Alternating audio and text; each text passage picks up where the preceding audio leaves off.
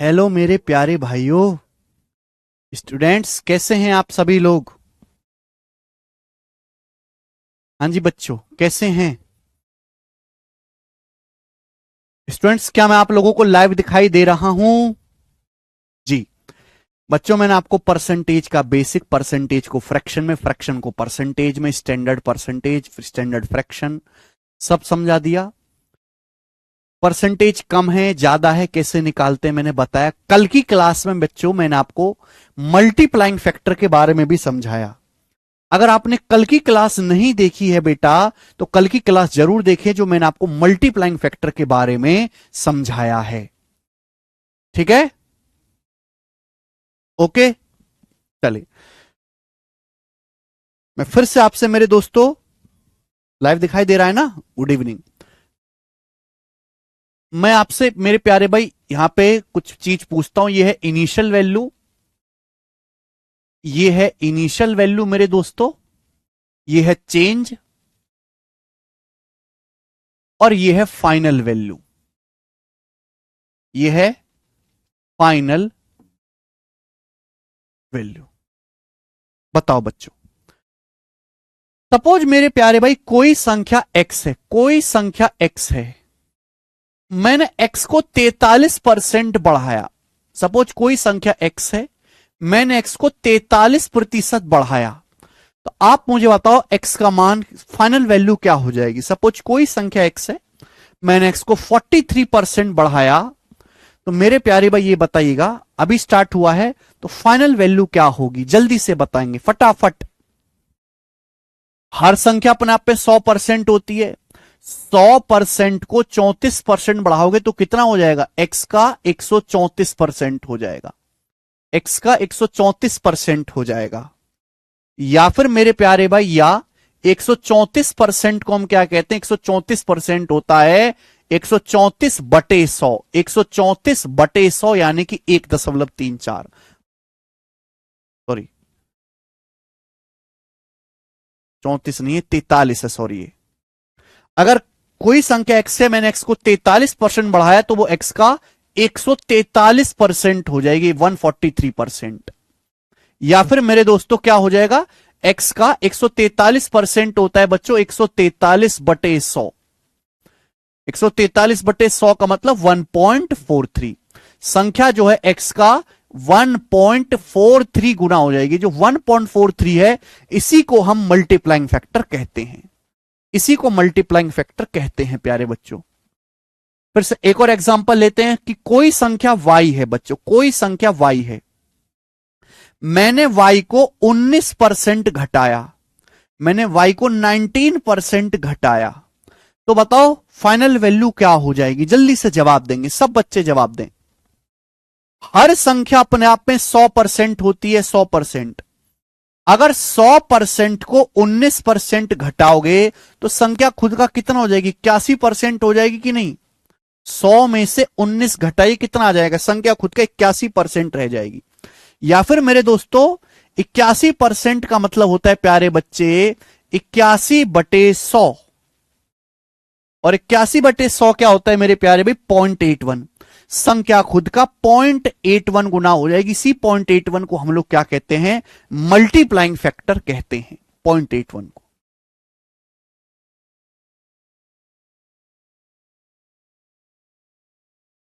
ठीक है। सपोज मेरे दोस्तों कोई संख्या z है, कोई संख्या z है, z है ना, कोई संख्या z है, मैंने z को कितना कर लेते हैं? मैंने z को 27:3/11% बढ़ाया। मैंने संख्या z को 27 सही 3/11% बढ़ाया। तो बताओ संख्या z कितनी हो जाएगी? जल्दी से बता दीजिए, फटाफट बताओ। कोई संख्या z है, मैंने z को 27 सही 3/11% बढ़ाया, बताओ कितना हो जाएगा? z की फाइनल वैल्यू क्या हो जाएगी? आप बताओ, ये क्या होता है? 9:1/11% की फ्रैक्शन वैल्यू होती है 1/11। ये 27 सही 3/11% की फ्रैक्शन वैल्यू 3/11 होती है। आप बोलोगे हाँ जी सर। बच्चों, हर संख्या अपने आप में वन होती है, हर संख्या अपने आप में वन होती है। मैंने 3/11 बढ़ाया, मैंने 1 को 3/11 बढ़ाया, तो संख्या z का कितने गुना हो जाएगी? 1 + 3/11 होता है 14/11, 11 कम 11 3, 14/11, तो संख्या z का 14/11 गुना हो जाएगी। संख्या z का 14/11 गुना हो जाएगी बच्चों। इसी को हम कहते हैं मल्टीप्लाइंग फैक्टर, इसी को हम मल्टीप्लाइंग फैक्टर कहते हैं। कम से कम इसमें गलती मत करो भाई मेरे। संख्या z का 14/11 गुना हो जाएगी, 14/11 टाइम्स हो जाएगा।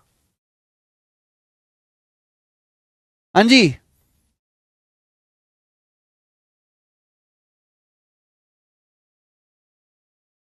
ओके।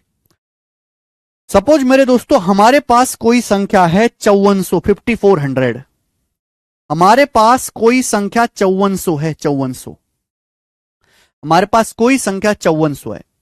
मैंने 5400 को 5 सही 5/9% कम किया, तो बताओ संख्या कितनी हो जाएगी? कोई संख्या 5400 है, मैंने 5400 को 5 सही 5/9% कम किया, तो बताओ फाइनल वैल्यू कितनी हो जाएगी?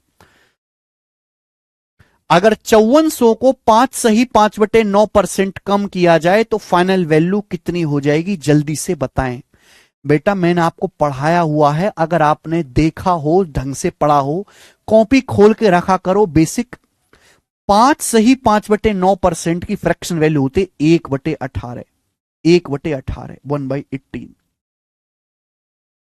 1/18 मेरे दोस्त 1/9 होता है 11:1/9%, 11:1/9% मेरे दोस्तों, ये उसका आधा है। 1/18 5 सही 5/9%।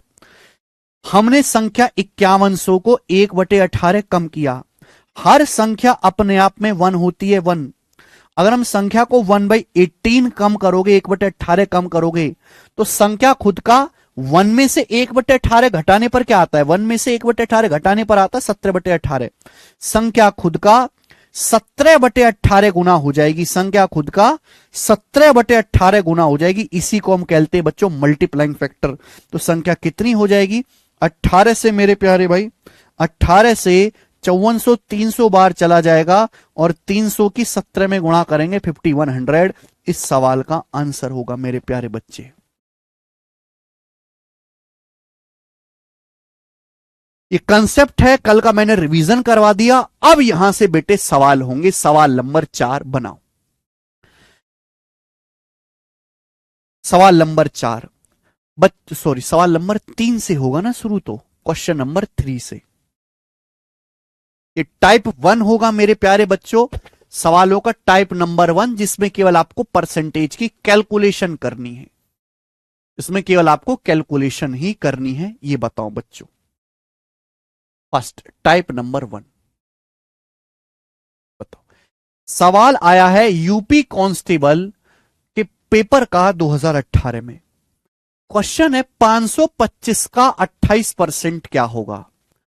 525 का 28% क्या होगा? ये मेरे पास सवाल है। जल्दी से कुछ बच्चे सोचेंगे कि सर 28 में 7 आता है, 7 से कटने वाला होगा। सारे ही विकल्प 7 से कटते हैं।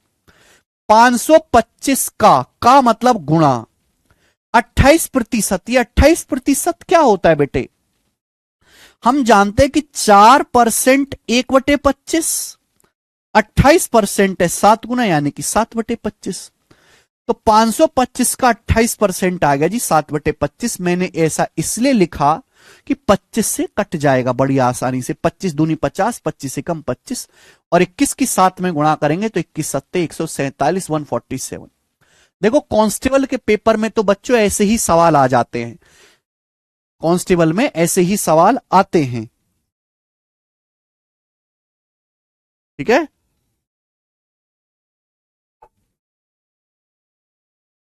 आगे चलेंगे।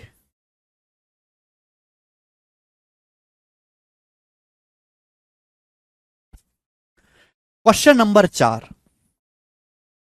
अगला सवाल। लेकिन अगर आप सीएचएसएल का, सीजीएल का पेपर दोगे तो उसमें प्री के पेपर में इतने आसान सवाल नहीं आते हैं, है ना। एक लेवल ऊपर का सवाल आता है। जैसे ही देखेंगे which of the following is least, इनमें सबसे छोटा कौन सा है।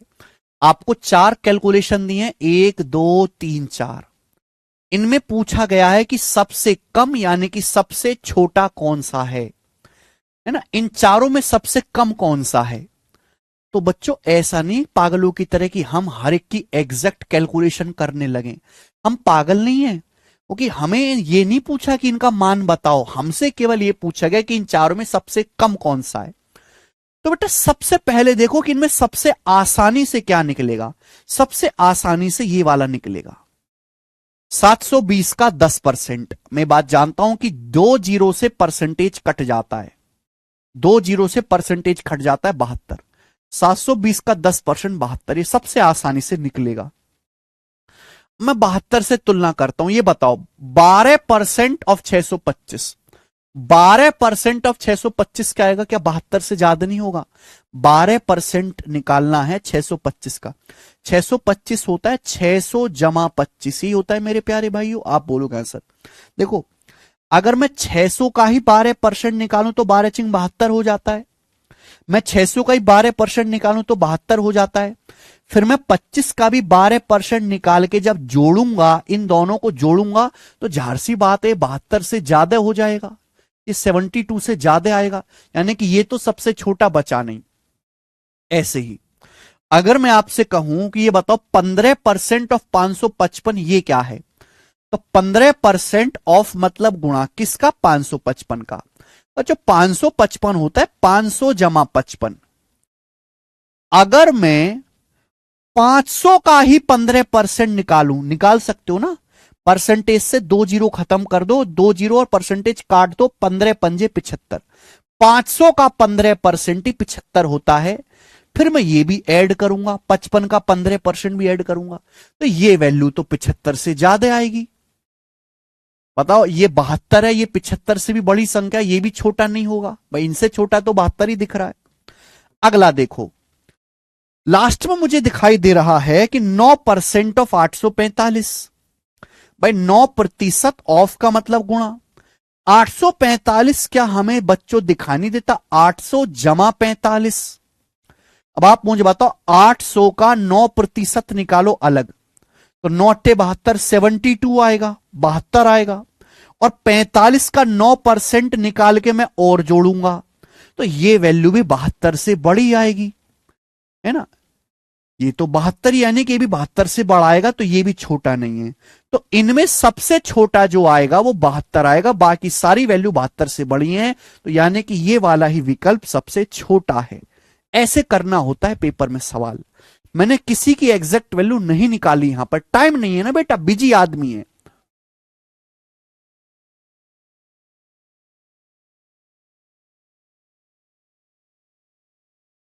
मेहनत उतनी करो जितनी तनख्वाह मिल रही हो, समझ में आई ना। फालतू काम करने की जरूरत नहीं, अपना फालतू सोचने की जरूरत है ना, फालतू लिखने की जरूरत है। ओके आगे चलते हैं। एक टाइप 1 चल रहा है जिसमें केवल आपको परसेंटेज की कैलकुलेशन करनी है, कैलकुलेशन वाले सवाल है, नॉर्मल क्वेश्चन। ठीक है, इनमें कोई लैंग्वेज नहीं होगी, कि कोई भाषा नहीं होगी बेटा, इनमें जस्ट सिंपल कैलकुलेशन होगी। जी बताएं। 50,000 का 120% का 0.08% किसके बराबर है, ये सवाल है। और मेरे पास 4 ऑप्शंस भी हैं। देखो ये जो का है, हिंदी में ऑफ कहते हैं, इंग्लिश में ऑफ कहते हैं, हिंदी में का कहते हैं। का मतलब होता है गुणा।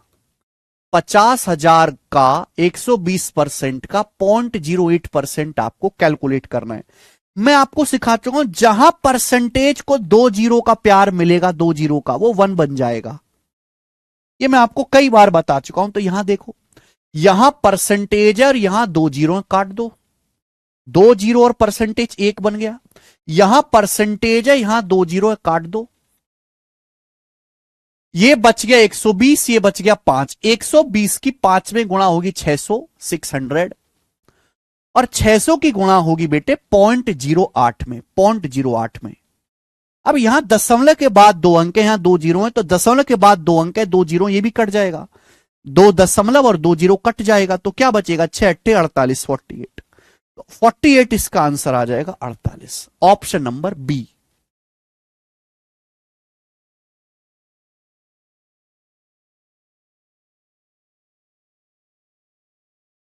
ठीक है, तो देखो ऐसे नॉर्मल क्वेश्चन हैं, ये टाइप 1 है। आगे सवाल नंबर 6।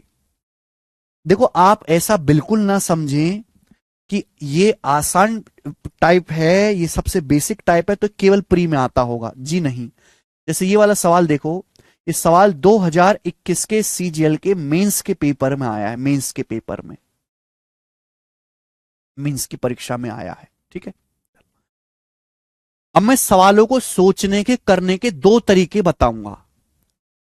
ये वाला देखो बेटा, पहले 7200 7200 का मतलब गुणा 33 सही 1/3%। अब 33 सही 1/3% कितना होता है बेटा, 1/3। 33:1/3% की फ्रैक्शन में वैल्यू क्या होती है, 1/3 गुणा 3 सही 1/4%। ये तो मैंने आपको पढ़ाया नहीं भाई, 3 सही 1/4% क्या होता है।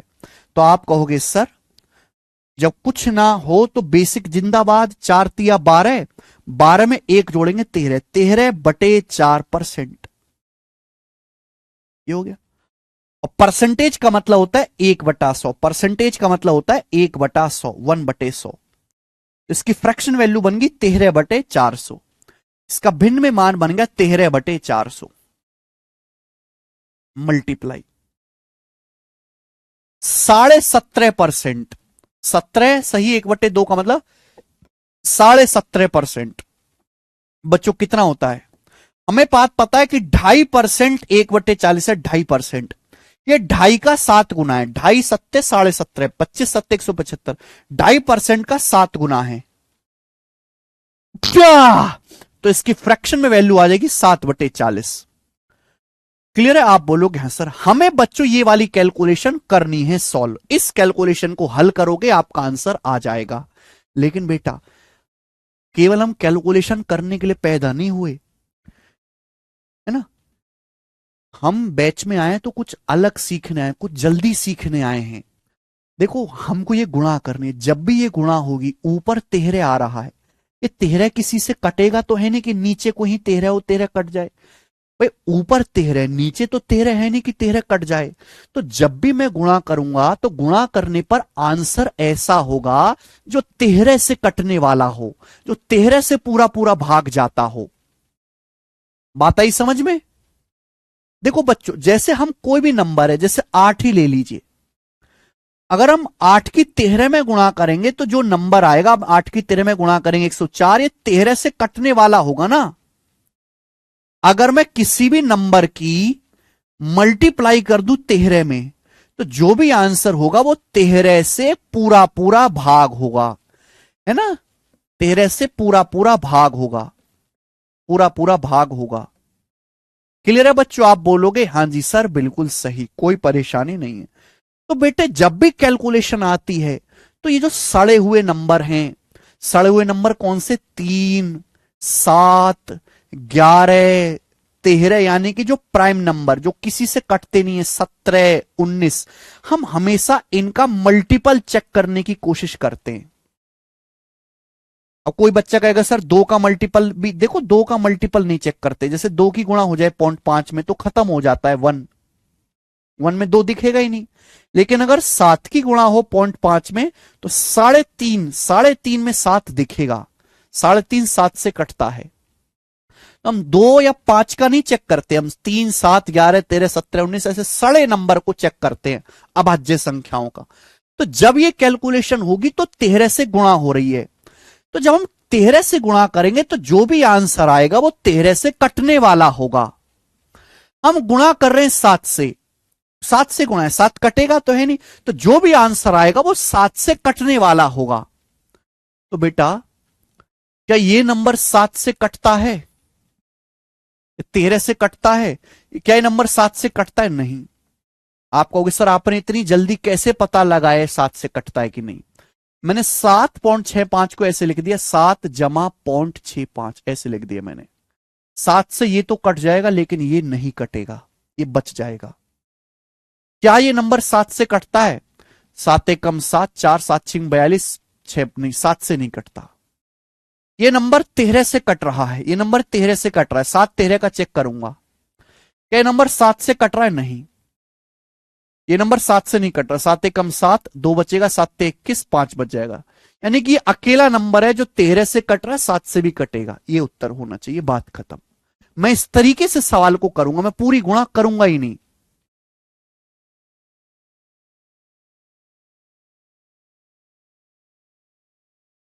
क्या हुआ रंजीत राज जी, क्या हुआ? ठीक है, अगर आप पूरी कैलकुलेशन करेंगे तो यही उत्तर आएगा, लेकिन कैलकुलेशन मत करो, ऑप्शन से सवाल के जो ऑप्शन होते हैं उनका इस्तेमाल करना सीखो। धीरे धीरे आप इस्तेमाल करना सीखोगे। ये चीज एक दिन में आने वाली नहीं है, ये महीनों की मेहनत के बाद आएगी बेटा। अगर आपको कोई कैलकुलेशन के स्टेप समझने में डाउट भी है तो आप परेशान मत होइए, 1 महीने 2 महीने के अंदर ये चीज आपके अंदर डेवलप होगी। ठीक है, इतना करना ही पड़ेगा। 400 तिया 1200, 1200 से 7200 जाएगा 6 बार। ठीक है बेटा, ये और 2 से काट लेते हैं, 2 से 3 कटेगा और ये 2 से कटेगा जी 20 बार। अभी तो मेरे प्यारे बच्चों ये आ गया, अब इनकी मल्टीप्लाई करनी है। 13 तिया 39 गुणा 7, 39 गुणा 7 बटे 20, ये आ गया। देखो मैं ना लगभग भी चेक कर सकता हूं, जैसे सवाल के ऑप्शंस देखो काफी दूर दूर है, काफी दूर दूर है, मैंने ये काट लिया।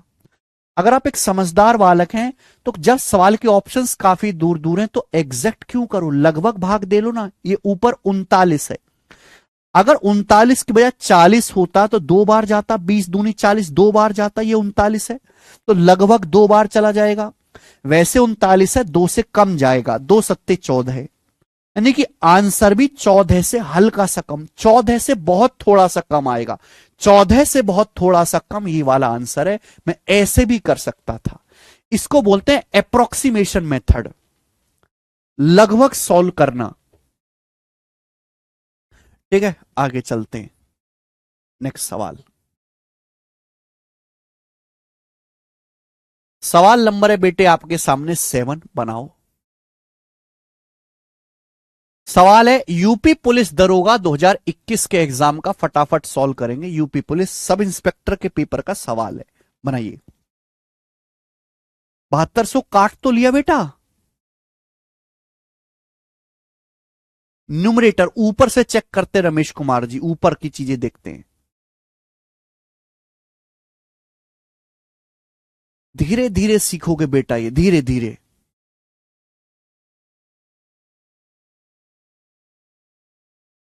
25 30 राजनीत राज, 3400 के 75% के, 30% के, 40% के, 20% का मान क्या होगा, ये सवाल है। या तो आप इसको करो जैसे पिछला सवाल हुआ, या फिर सिंपल देखो कि जब मैं इनकी मल्टीप्लाई वगैरह करूंगा तो 3400 है, 3400 में 3400 एक ऐसा नंबर है जिसमें 17 छुपा होता है, 17। अब देखो 17 कटना तो है नहीं भाई, ऐसा तो है नहीं 17 कट जाए, इन सब की गुणाई होनी है। 17 को काटने के लिए अगर ऊपर 17 तो नीचे 17 चाहिए होगा, नीचे तो कहीं 17 है नहीं। तो जो भी आंसर आएगा 3400 में 17 छुपा होता है, 17 से कटने वाला होगा। क्या ये ऑप्शन 17 से कटता है? 17 तो 51, 10 बच जाएगा। 17 छिक्का 102 होता है, ये 17 से नहीं कटेगा, ये नहीं कटेगा, ये अकेला ऑप्शन 17 से कटता ही आंसर है। 17 तिया 51, बचेगा 10 और 17 छिक्का 102, ये उत्तर है। मैं इस सवाल को बिल्कुल नहीं सॉल्व करने वाला, बिल्कुल पिछले सवाल की तरह है, बट टाइम वेस्ट करने की कोई जरूरत नहीं होती है, जानबूझ के ही ऐसे सवाल बनाए जाते हैं बेटे। आगे अगला, अगला टाइप, नेक्स्ट अगला, सॉरी अगला टाइप नहीं, सेम टाइप है, अभी बनाओ सेम टाइप। सवाल है 12 किलोमीटर का 34% क्या है? 12 किलोमीटर का 34%। अब इस सवाल के ऑप्शंस देखो, हर ऑप्शन में 408 408 408 408 है, तो ये नहीं, यहां मल्टीपल चेक करके फायदा है नहीं कि सभी में सेम नंबर आ रहा है, या आप यहां मल्टीपल चेक करने लगो, यहां कोई फायदा नहीं है। ये सवाल ऑप्शन से नहीं हो सकता कि सारे ही ऑप्शन में सेम ही नंबर दिया हुआ है, बस जीरो घटाई बढ़ाई है। तो यहां हमें बेसिक से ही जाना पड़ेगा, जरूरी नहीं कि हर सवाल ऑप्शन से हो जाए, ऐसे तो पूरा पेपर ही 5 मिनट में निपट जाएगा, लेकिन जितने सवाल होते कम से कम वो तो करो। 12 किलोमीटर का 34%, आंसर है सेंटीमीटर में। मुझे पता है 1 किलोमीटर में 1000 मीटर होते हैं, 1000 मीटर, 1000 मीटर ये होता है। और हमें यह भी पता है कि 1 मीटर जो, ये जो मीटर है, 1 मीटर में 100 सेंटीमीटर होते हैं, 1 मीटर में 100 सेंटीमीटर होते हैं, यानी कि 1 किलोमीटर में मेरे प्यारे भाई 1 2 3 4 5 सेंटीमीटर होते हैं, 1 लाख सेंटीमीटर होते हैं 1 किलोमीटर में। तो 12 किलोमीटर, 12 किलोमीटर, किलोमीटर का मतलब 1 2 3 4 5, ये सेंटीमीटर में आया, ये आया सेंटीमीटर में, ठीक है बच्चे।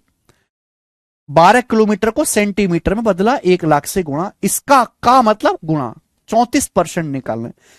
परसेंटेज से 2 जीरो कट जानी है, परसेंटेज से 2 जीरो कट जानी है, लेकिन फिर भी तो एंड में 3 जीरो बच गई ना भाई, 3 जीरो बच गई, 2 चौक 8, 3 जीरो बच गई, तो आंसर में एंड में 3 जीरो आएगा, 3 जीरो आएगा, 3 जीरो आएगा, यहां 3 जीरो ही आंसर है। मैं पूरी गुणा नहीं करूंगा, 3 जीरो आएगा एंड में, बी आंसर हो जाएगा। आगे चलेंगे, नेक्स्ट।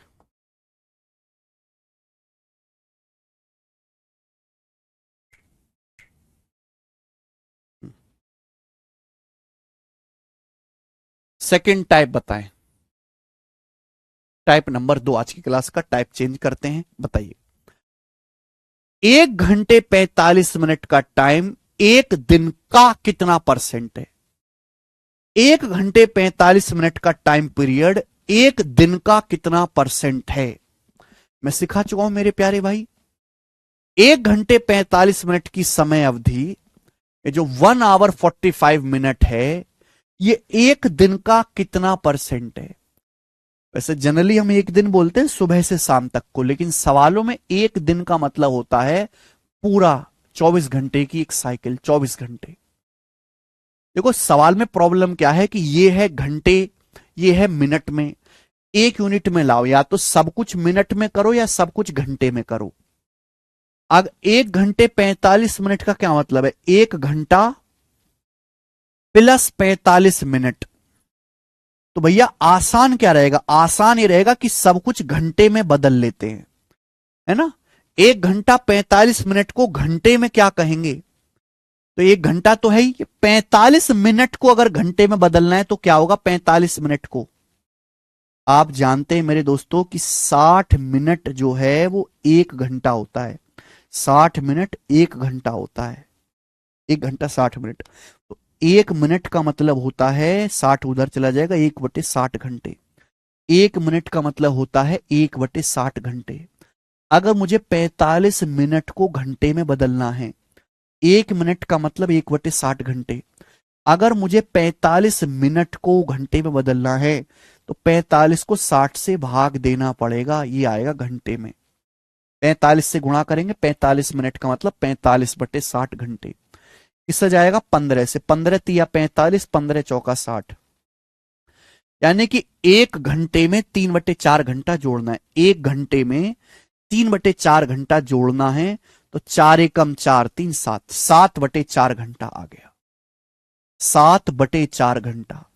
तो 1 घंटे 45 मिनट का मतलब है 7/4 घंटा है भैया।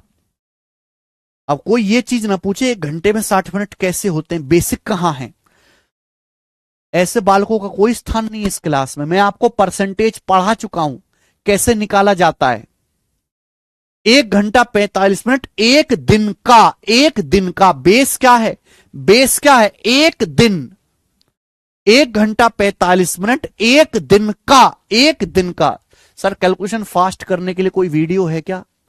वीडियो से कैलकुलेशन फास्ट नहीं होती। कैलकुलेशन एक स्लो प्रोसेस है, धीरे धीरे कैलकुलेशन फास्ट होगी। जैसे मैंने ये क्लास शुरू करी तो मैंने आपको ये बताया कि सवालों में मल्टीपल चेक कर लेते हैं, 17 का मल्टीपल चेक कर लेते, यही कैलकुलेशन है बेटा। आप ये समझो कि ऐसे आड़ी तिरछी गुणा करने की ट्रिक को कैलकुलेशन कहते हैं, वो बकवास है, उसका कोई फायदा नहीं है पेपर में।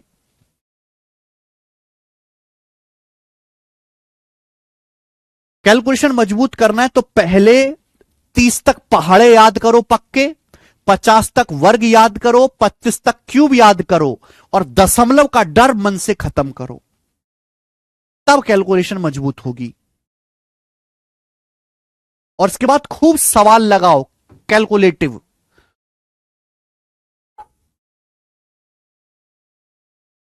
तो 1 घंटा 45 मिनट एक दिन, यानी कि 24 घंटे का बेस क्या, 24 घंटे का कितना परसेंट है, तो 24 घंटे का 24 नीचे आएगा मेरे प्यारे भाई।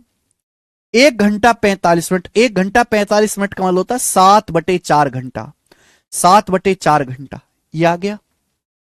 बेस नीचे लिखा जाएगा, जो चीज पूछे वो ऊपर लिखा जाएगा। ये परसेंटेज में निकालना है तो 100 से गुणा करो और प्रतिशत का साइन लगाओ। बताइए, 4 से चला जाएगा मेरे दोस्तों 125 बार, 4 से चला जाएगा 24 6 बार, तो ये क्या हो जाएगा मेरे दोस्तों, 7 गुणा 25, और नीचे मैं आपको सिखा चुका हूं बेटा, नीचे मैं आपको सिखा चुका हूं 4 की 6 में गुणा हो जाएगी ना, इनकी गुणा होती है 24, 7 गुणा, ये मैंने पहली क्लास में समझाया था कि कैसे कैलकुलेशन होती है। देखो ये आगे तो कटेगा नहीं, ये आगे तो कटने वाला है नहीं, अगर मैं इसको भाग दूंगा तो लगभग भाग जाएगा, ये पूरा भाग होगा ही नहीं बेटा। पूरा भाग कब होता, जब ये कंप्लीट कट जाता, 24 काटेगा ही नहीं, तो जब मैं इसको भाग दूंगा ये एग्जैक्ट भाग नहीं होगा, अप्रोक्स भाग होगा। अब कुछ बच्चे यहां पे 2 तरीके के बालक आते हैं मार्केट में।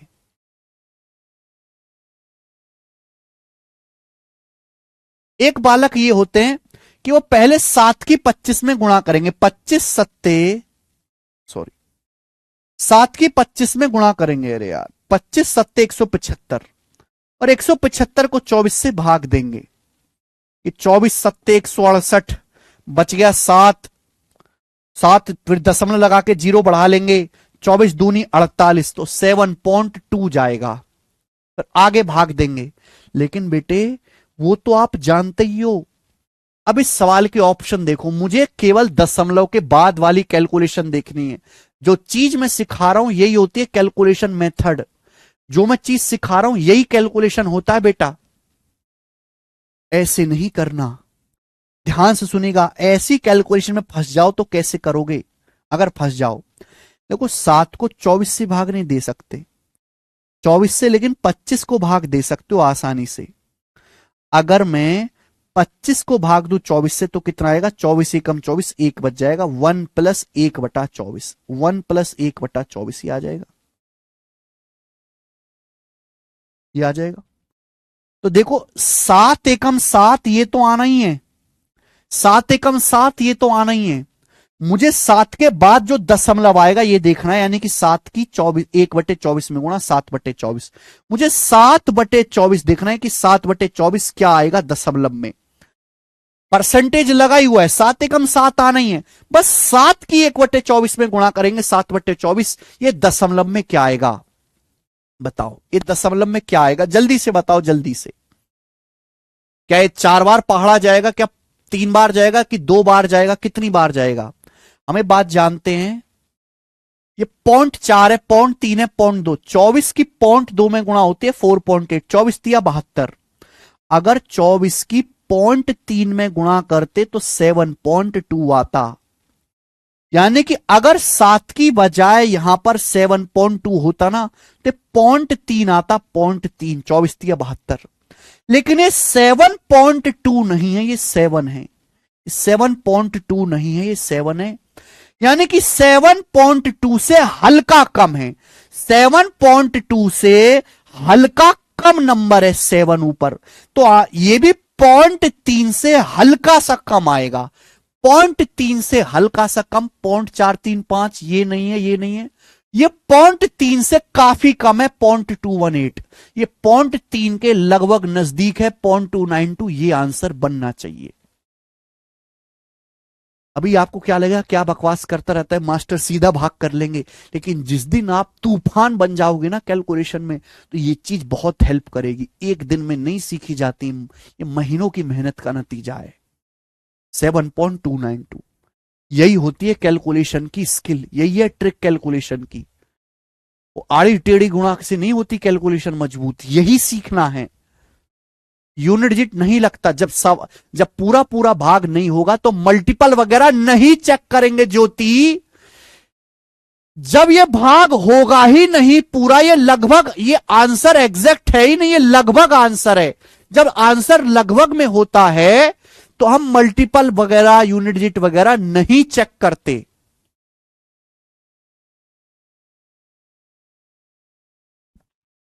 ठीक है, आगे अगला टाइप,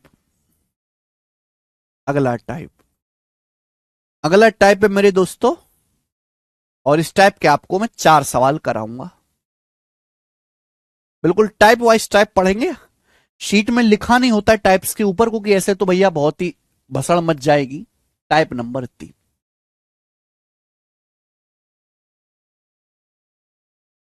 ये सबसे आसान टाइप है। ये समझो कि जैसा लेफ्ट साइड में वैसा ही राइट साइड में है। बोला यदि x का 49%, सवाल में बोला है x का, या फिर यहां हिंदी इंग्लिश वाला देख लेते हैं ना, आंसर भी उसमें लिखा है 49% ऑफ x बराबर y। ये सवाल में दिया हुआ है, ये आपको दिया हुआ है, ये हमको दिया हुआ है। 49% ऑफ x बराबर y, पूछा क्या है, पूछा है y% ऑफ 50, ये आपसे पूछा है। y% ऑफ 50 ये आपसे पूछा है। तो बेटा ये सवाल में आपको दिया 49% ऑफ x बराबर y, पूछा है y% ऑफ 50। मैंने समझा गुणा आगे पीछे कैसे भी करो, ये परसेंटेज है किसके साथ, 50 के साथ। अगर 50% देखें तो क्या है बेटा, ये आधा ही तो है। आधा 50% क्या होता है, आधा ही, वाई का आधा ही तो है। यानी कि पागल बनाया गया, आपसे कुछ नहीं पूछा, आपको y का मान दिया है, आपसे y का आधा पूछा है, आधा। तो अगर यहां आधा कर रहे हैं राइट साइड में, तो यहां भी आधा हो जाएगा, आधा, यहां भी आधा हो जाएगा। और 49 का आधा क्या होता है, 49 का आधा होता है 48 का आधा 24, 49 का आधा 24.5। तो 24.5% ऑफ एक्स, ये आंसर आ गया डी ऑप्शन, 24.5% ऑफ एक्स।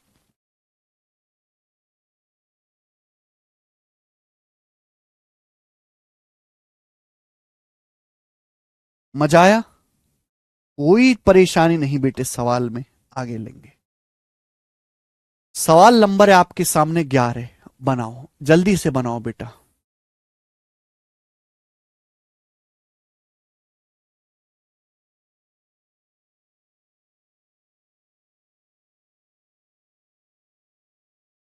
पचास परसेंट आधा होता है, x% ऑफ y बराबर y% ऑफ x। मैं लिख सकता हूं बेटा, परसेंटेज को आगे पीछे कैसे भी कर लो, बेसिक देखो जाके, बेसिक रिपीट करने वाली बात है ही नहीं वो।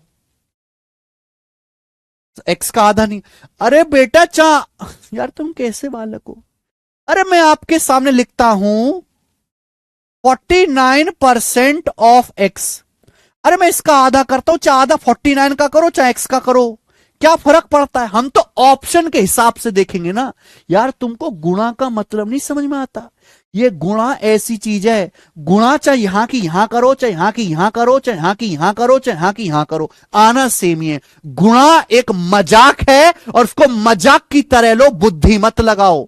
गुणा एक मजाक है, जिस दिन गुणा को मजाक की तरह लोगे तब जाके कुछ सीखोगे। तुमने इसको हुआ बना रखा दिमाग में कि क्या हो गया बवाल। अगर गुणा दे रखी है, गुणा चाहे 21 में कर लो पहले, चाहे 21 में कर लो, चाहे 21 में कर लो, चाहे 21 में, इसमें आना सेम ही है। मेरी मर्जी में कैसे गुणा करता हूं, सुविधा मेरी।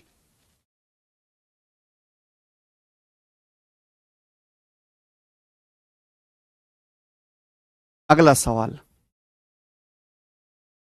हमें ऑप्शंस भी देखना होता है कि सवाल में ऑप्शन कैसे दिए गए हैं, हमें ऑप्शन भी देखना होता है बेटा, सॉल्व नहीं करना होता, ऑप्शन के हिसाब से आंसर बताना होता है। 5% ऑफ ए बराबर बी, सवाल में आपको दिया 5% ऑफ ए बराबर बी, ये क्वेश्चन में आपको दिया गया है। आपसे पूछा क्या है, आपसे पूछा है बी परसेंट ऑफ 20, आपसे पूछा है B percent of 20, B percent of 20। तो बच्चों क्या मैं इसको पढ़ा नहीं चुका कि भाई 20 को यहां ले आओ, बी को यहां ले आओ? मैं इसको ऐसे लिख सकता हूं 20% ऑफ बी, और 20% क्या होता है 1/5, तो ये b/5 ही तो है, ये बटे 5 ही तो है। क्या आपको दिखाई नहीं दे रहा, क्या आपको दिखाई नहीं दे रहा कि मुझसे ये चीज पूछी गई है? परसेंटेज को लो 20 के साथ, 20% क्या होता है? 20% होता है 1/5, ये b/5 है। मुझसे b/5 पूछा गया है, b/5, b/5 पूछा गया है। क्या पूछा गया मुझसे? b/5 पूछा गया, बटे 5। तो भाई साहब मेरे को b का मान पता है, मुझसे b/5 पूछा गया है, तो 5 से भाग करेंगे तो यहां भी 5 से भाग होगा, दोनों तरफ होगा। 5/5 क्या आ जाएगा? ये तो 5 से 5 कट गया, 1% ऑफ ए, तो यानी कि आंसर होना चाहिए 1% ऑफ ए। लेकिन ऑप्शन में तो ऐसा कुछ नहीं है, यह है 20% ऑफ ए बटा 2, 2 से 20 जाएगा, ये 10% ऑफ ए है। ये 50% ऑफ ए बटे 20, 20 से 50 ढाई बार जाएगा, 2.5% ऑफ ए। ये 50% ऑफ ए बटा 2, 2 से 50 25 बार जाएगा, 25% ऑफ ए है, गलत। ये 20 से 20 कट जाएगा, ये अकेला ऑप्शन 1% ऑफ ए है, ये अकेला ऑप्शन, यानी कि यही आंसर होना चाहिए, आंसर यही होना चाहिए। मुझे नहीं आता, आज मेरी फर्स्ट क्लास है, शुभम तिवारी जी फर्स्ट क्लास नहीं पढ़नी यहां से, पहले पुरानी क्लास पढ़ो तब यहां पे पढ़ना आके। अगर किसी बच्चे ने बेसिक वाली क्लासेस नहीं देखी है तो यहां से डायरेक्ट देखना शुरू करेगा, नहीं कैच कर सकता।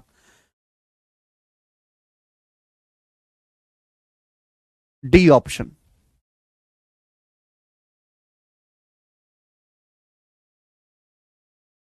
आगे,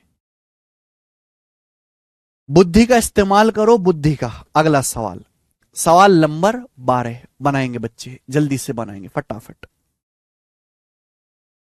12 नंबर क्वेश्चन करो।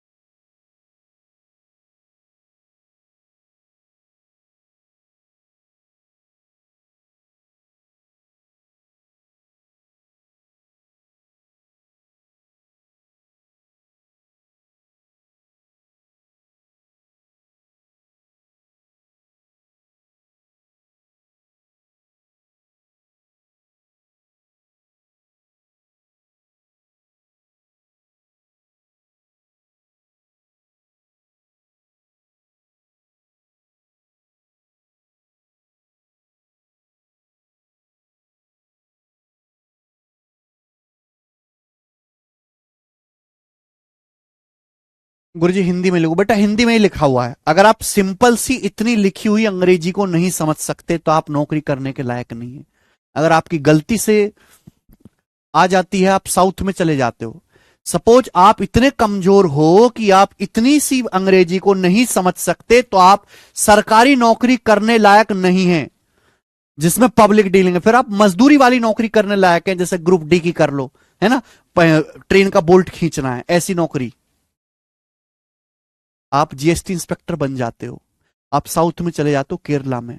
केरला में तो हिंदी आती नहीं किसी को, और कोई बिजनेसमैन आपको एक लेटर लिख के भेजता है, लेटर इंग्लिश में लिखा हुआ है पूरा, और आप वाहियात तरीके से पहुंच गए हो और आप वो लेटर नहीं समझ पा रहे, तो किस काम के सरकारी ऑफिसर हो, क्या हेल्प करोगे तुम उसकी? कम से कम इतनी अंग्रेजी तो आनी चाहिए कि एक सिंपल से लिखे हुए सेंटेंस को समझ जाओ आप। ना समझो तो भाड़ में जाओ। ठीक है भाई, और आपको कोई हक नहीं है दोस्त। कोशिश करो समझने की, रो मत, मरो मत, मरने से नहीं होता कुछ भी। हिंदी में, हिंदी में मरो मत, पढ़ो। नहीं आता पढ़ो, मरो मत। लेकिन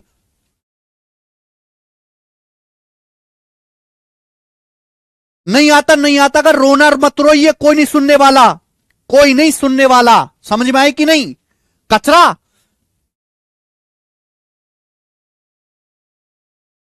हाँ, क्या बोला है? पहली लाइन देखो, क्या बोला है सवाल में? X% of A is same as Y% of B. X% of A का X% बी के Y% के बराबर है। X का A% बी के Y% के बराबर है। ये पहली लाइन है। X% of A is same, same का मतलब बराबर, इक्वल है Y% ऑफ बी। ऑफ का मतलब का मतलब गुणा। ठीक। पूछा है आपसे, स्टूडेंट पूछा क्या? Z% ऑफ बी क्या होगा, ये आपसे पूछा है। Z% ऑफ बी क्या होगा? बच्चों बी कहां आ रहा है? यहां पर। मेरी नजर केवल इस पे रहनी चाहिए कि मुझे Z% ऑफ बी पूछा है। मेरे पास बी तो है, मेरे पास बी तो है, कमी किसकी है? जेड की। तो बेटा मैंने क्या बताया, परसेंटेज भी एक तरीके का मजाक है। अगर मैं आपसे कहता हूं ना A% ऑफ बी, तो इसका मतलब ए गुणा परसेंटेज गुणा बी है।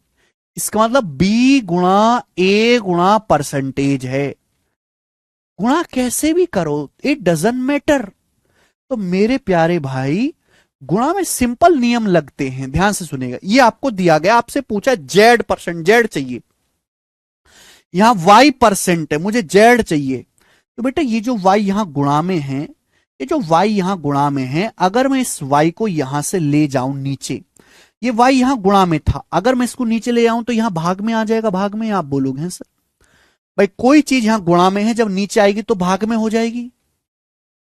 बताओ, सिंपल सी बात है। आप बोलोगे सर ये तो नॉर्मल है, ये आ गया परसेंट ऑफ बी। आपसे क्या पूछा? आपको चाहिए Z% ऑफ बी। जेड चुपका दो, दोनों तरफ जेड से गुणा कर दो। यहां जेड से गुणा करेंगे राइट साइड में, तो लेफ्ट में भी जेड से गुणा करनी पड़ेगी। तो यही आ गया Z% ऑफ बी किसके बराबर आ गया? ZX/Y% of A. ZX/Y% of ए। बार बार आप सही आंसर बता रहे हो, 20 सवाल का सही आंसर है। बताइए, you should play with these things.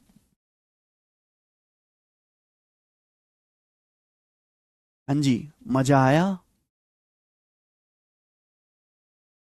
बना सवाल? आगे चलते हैं नेक्स्ट अगले क्वेश्चन की तरफ। सवाल नंबर है 13 और इस टाइप का आखिरी सवाल। सवाल नंबर 13 है और ये इस प्रकार का आखिरी सवाल है इस टाइप का। सवाल आया सीजीएल 2023 प्री के पेपर में। तो प्री के पेपर का सवाल है, लेटेस्ट एकदम करो।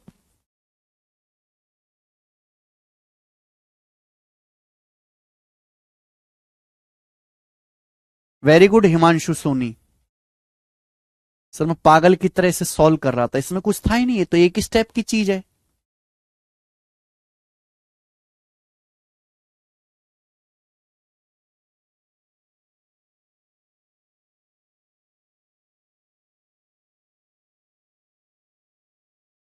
लास्ट क्वेश्चन इस टाइप का, देखो यहां भी सेम बात है, लेकिन यहां पर प्यारे बच्चे लैंग्वेज में लिखा हुआ है। बताओ, ए इस 95% ऑफ बी, ए बी का 95% है। अच्छा ये तो अगला टाइप आ गया, सॉरी, ये अगला टाइप आ गया यहां से चौथा।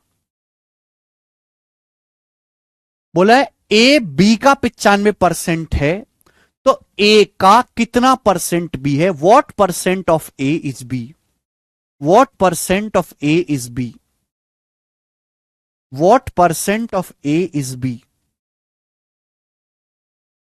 देखो ये जो चीज पूछी गई है बाद में करना, जो आपसे पूछा गया है बेटा ये बाद में करना। सबसे पहले ये बताओ ये कहा क्या है? A is 95% of B. A is 95% of B. अगर आपको याद हो, जब मैं आपको बेसिक पढ़ा रहा था तो मैं आपको चीख चीख के कह रहा था भाई कि सुन लो सुन लो, है हम सवाल करेंगे, सवालों में ये आएगा। ए बी का 95% है, ए बी का 95% है, किसका? बी का 95%। ये 95% होता क्या है? 95% है 5% का 19 गुना। 5% 1/20 होता है, तो 95% 19/20, 19/20।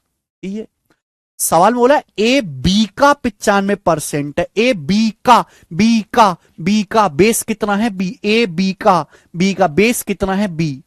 यानी कि अगर बी का मान 20 है, अगर बी का मान 20 है तो ए का मान 19 है। या कम ज्यादा तो बताया नहीं है।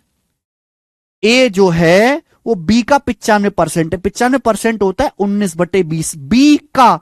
यानी कि अगर बी का मान 20 है तो 20 का 95% ही मेरे दोस्तों 19 होता है, ए का मान 19 है। ये ए और बी की वैल्यू का रेशियो आ गया।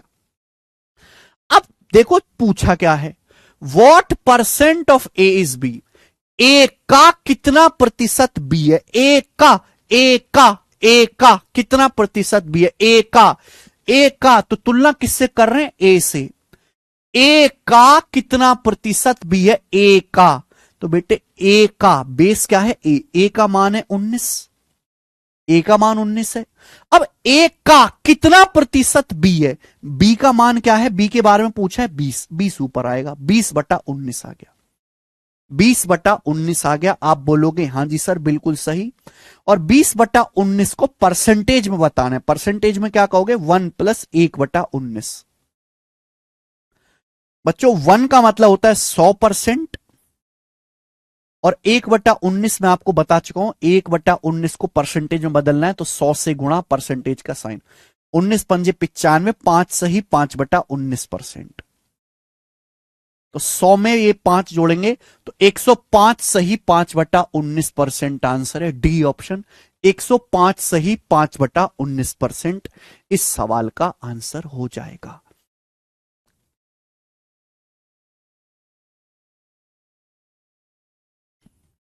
मजा आया? अरे चौबे जी, चौबे जी,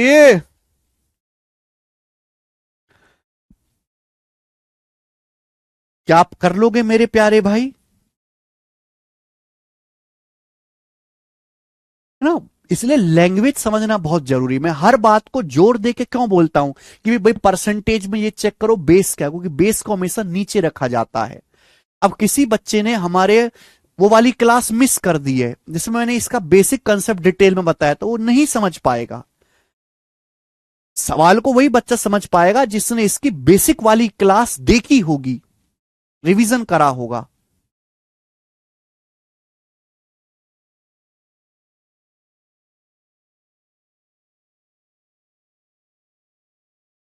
नोट्स बना, आप में से कितने बच्चे ने नोट्स बनाते हैं? नहीं आया तो बेटा फिर दोबारा से जाके आप देखेंगे, बेसिक दोबारा से जाके पढ़ो। 90% बच्चे समझ चुके हैं। ठीक है स्टूडेंट्स?